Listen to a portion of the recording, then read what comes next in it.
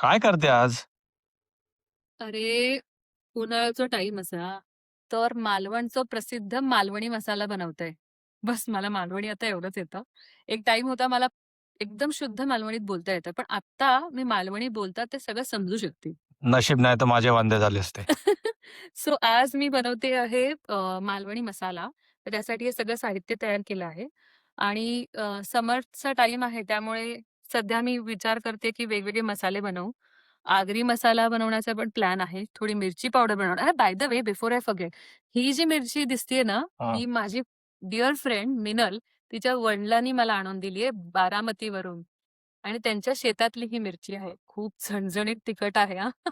पण येस, ही मी थोडीशी या मालवणी मसाल्यात ॲड केली आहे तिखटपणा आणण्यासाठी. घेतली तर एवढी आहेस, की पूर्ण मसाला त्यातच करणार आहेस.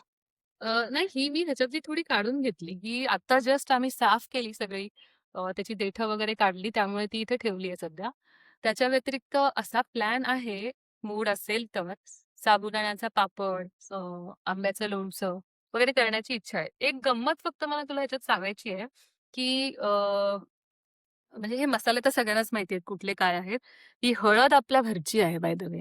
ही मिरी सॉरी नॉट मिरी राई ही आपल्या घरची आहे. काळी मिरी सुद्धा आपल्या घरची आहे.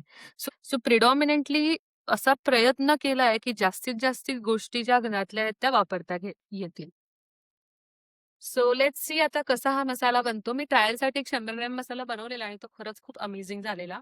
मला इनफॅक्ट बाजूच्या काकींनी पण सांगितलं, की खूप छान बनलाय. म्हणून मग आता म्हटलं चला थोडं जास्त बनवूया. So let's see how it turns out to be. आणि जर तुम्हाला या मालवणी मसाल्याची रेसिपी हवी असेल, तर मला कमेंटमध्ये नक्की सांगा. ही मालवणी मसाल्याची रेसिपी माझ्या मावशीकडून आली आहे, थेट वेंगुर्ल्यावरून. सो आता बेसिकली मी हे सगळे मसाले हलकेसे भाजून घेतलेले आहेत आणि मी मगाशी ना इन्ग्रीडियंट्समध्ये तुम्हाला एक इम्पोर्टंट इन्ग्रीडियंट्स दाखवायला विसरली. ती म्हणजे जायफळ. जायफळ सुद्धा या मसाल्यात आपण टाकणार आहोत. आणि तुम्हाला मालवणी लोकांना तर हे नक्कीच माहिती असेल त्रिफळा कारण हे प्रत्येक मालवणी काय म्हणतात मच्छीची रेसिपी विदाऊट त्रिफळा इज अपूर्ण. तर ते पण आपण ह्याच्यात टाकलेले आहे. पावडर झाल्यावर मी नक्की तुम्हाला दाखवेन, की कसा दिसतो मसाला. आणि हा आपला मालवणी मसाला कुटून तयार आहे. हा आम्ही खलबत्त्यामध्ये घरी कुटला आहे. तर बघा इतकी फाईन पावडर होते.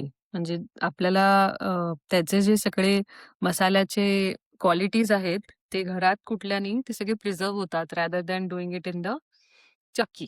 सो मी हा प्रयत्न केला आहे आणि मी ह्याची काहीतरी ग्रेव्ही बनवून तुम्हाला नक्कीच दाखवेन. थँक